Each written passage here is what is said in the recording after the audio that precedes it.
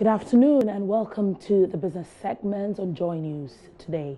My name is Odilia Ntiamwa. Let's settle down now for some business stories. And Ghana's industrialization has seen three phases, all of which have failed to deliver the necessary numbers in terms of development and employment figures.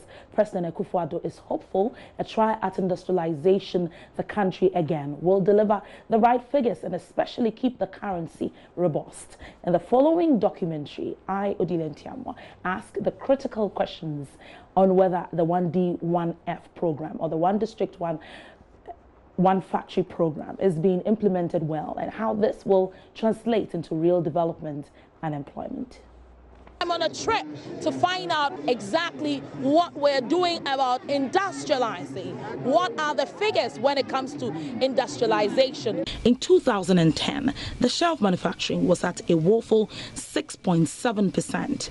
Ghana's industrialization has gone through three phases: the state-led importation substitution industrialization, which lasted from 1960 to 1983. It emphasized on public investment and protection of infant industries. The second phase was under the structural adjustment programs of the international financial institutions from 1984 to 2000. Since 2000, the government has concentrated on private sector development, reforms of the investment climate, and adapting to the emerging natural resources boom.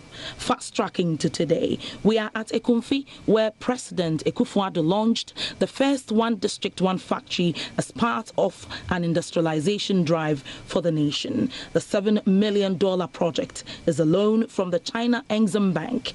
The government of Ghana led the company to China, where the company contracted the loan on their own under the 1D, 1F program. It's been exactly a year since the launch, and the frame of the company has come up. By the first quarter of 2019, the company is expected to be ready, churning out pineapple juice. Currently, we are in 15 communities, and each of them is projected to do around 50 acres. Okay, so that will be for the farm, as we saw this morning. The machines have been procured and have set sail for Ghana, and will be in quite a short while. What we planned doing was to finish up the preparatory works on the floor, so that once the machines arrive in the country, they come directly here. So we don't need to put them anywhere before bringing them here.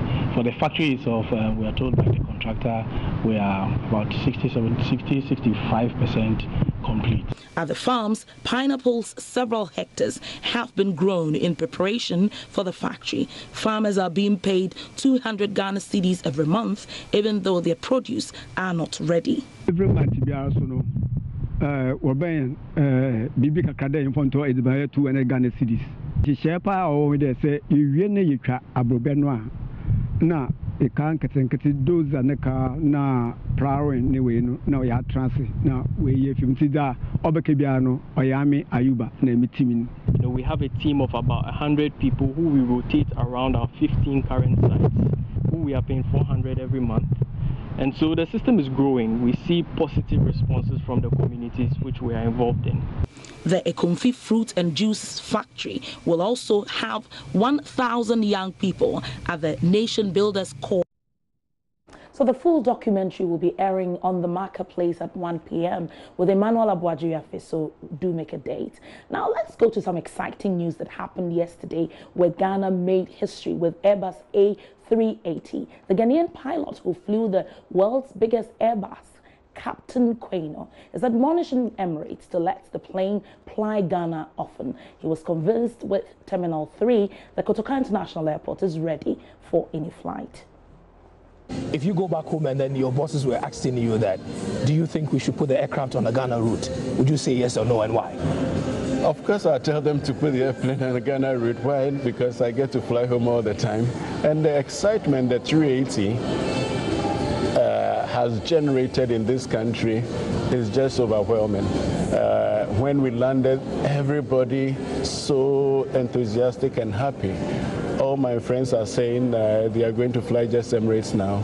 And I think it's going to generate a lot of interest for Emirates product. A lot of them went for the static tour.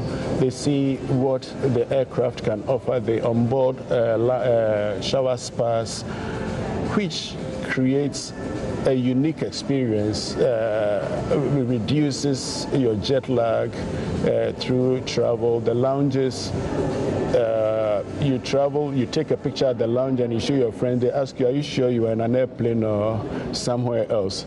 You know, there is no comparison to it. It takes air travel to a different level. So since the people have seen the lounges, the huge aircraft, all the products in there, and Emirates keep developing the products to even, they don't sit back and say, we've got this, it's enough. They keep adding up, asking what we can do to improve this and make the passenger experience even better all the time.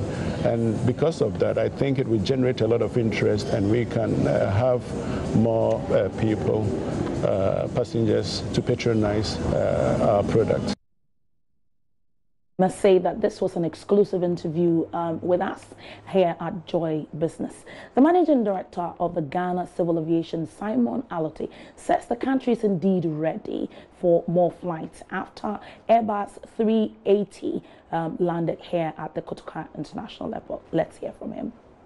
The fact that the A380 has landed in Ghana attests to the fact that Ghana, or to that effect, Kotoka International Airport, has the facilities to receive any aircraft in the world. And it also confirms that the facilities at the new Terminal 3, including the passenger boarding bridge, the baggage handling systems, the immigration systems, are adequate to handle several passengers at a time. I'm really excited, and I believe this will mark the beginning of several operators bringing A380s into Ghana. So we'll be ready to meet you at 1 p.m. with Emmanuel Abadjiri on the marketplace. My name is Odilia Ntiamwa. Let's make a date at 1 p.m.